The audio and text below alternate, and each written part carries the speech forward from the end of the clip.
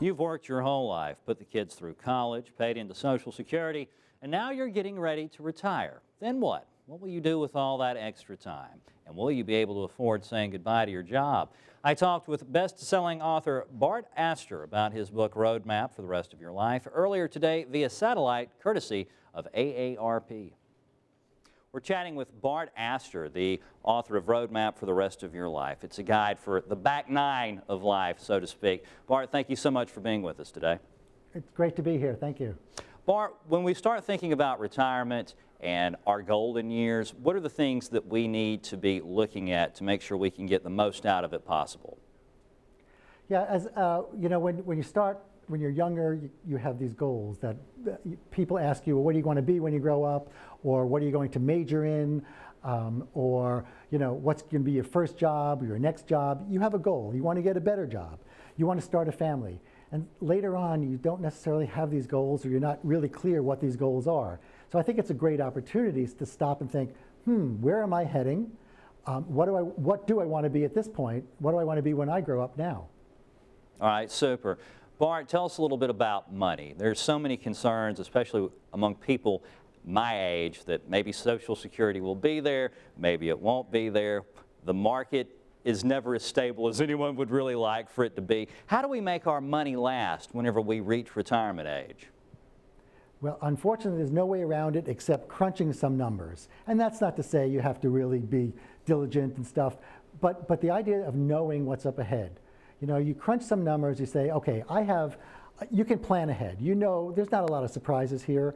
You pretty much know what your income's going to be. Again, barring changes that, you lose your job or something, but you know what your income is. You can pretty much evaluate what your lifestyle is and how much that's going to cost. Well, if you have $1 coming in and you have $1 and a half going out, obviously there's a problem. You have a shortfall. You have to adjust that in some way. So you start figuring out, well, what's important to me? The quality of my life, I think, is really important when I'm choosing how I'm going to live my life. So something that might be important to me might not be as important to you. To me, it's important to take advantage of what cities have to offer. I love the cultural events. I love eating dinners out. Well, so I will build into my lifestyle more of that than somebody else who prefers to be at home.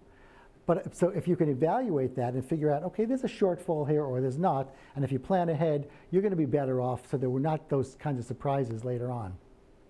Now, as our careers begin to wind down and we start looking ahead towards retirement, many of us have gotten so used to working that we really don't know what to do with ourselves after we reach retirement. We suddenly find all this time on our hands and we don't know how to fill it. And for many people, our retiring seniors, they can become depressed and a little bit lost. How do we make sure that we're able to fill that time in a meaningful way? The people I interviewed for this book, that was the #1 concern. What am I going to do for the next 20, 30, 40 years of my life when my career is no longer that important? One friend of mine said, well, he's just going to die at his desk. I hope not. I hope that he actually does find other things. But there is so much available. And I think it's a very easy thing to say, hey, I'm going to be able to find all kinds of new challenging opportunities. Maybe it will be an encore career. Maybe I'll work part-time. Maybe I'll volunteer to do something in some cause that's been important to me for many, many years, or something brand new. Some friends of mine decided that they wanted to work on an AIDS project in Uganda. Well, they started looking, they were actually going to retire, and now, because they're working so hard, retirement doesn't mean the same thing to them as it meant to them 5 years ago. Now, money is certainly an issue. Obviously, you have to crunch those numbers, as I said, but if you plan ahead, if you think, hey, there's all kinds of great opportunities. You can take courses online that are available to anyone, anywhere. It's a great opportunity. Now, Bart, you said something very interesting. You mentioned something called an encore career there. That sounds a little bit frightening to me. I keep thinking about I want to retire, but it sounds like, wow, I'm going to be working on an encore career whenever I retire. What is that? How does that work? And why would we want to do that?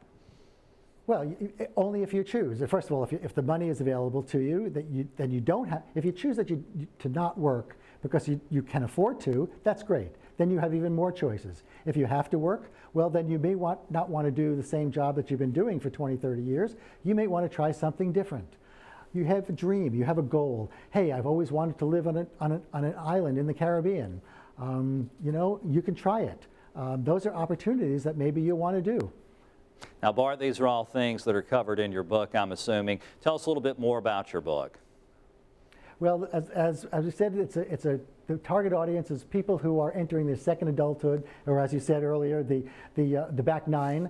The book is available at booksellers everywhere. There's information at aarp.org, at my website, bartastor.com, and it's available in all the bookstores. All right, super, and it sounds like a great resource. Is there anything else that you would recommend, perhaps something online?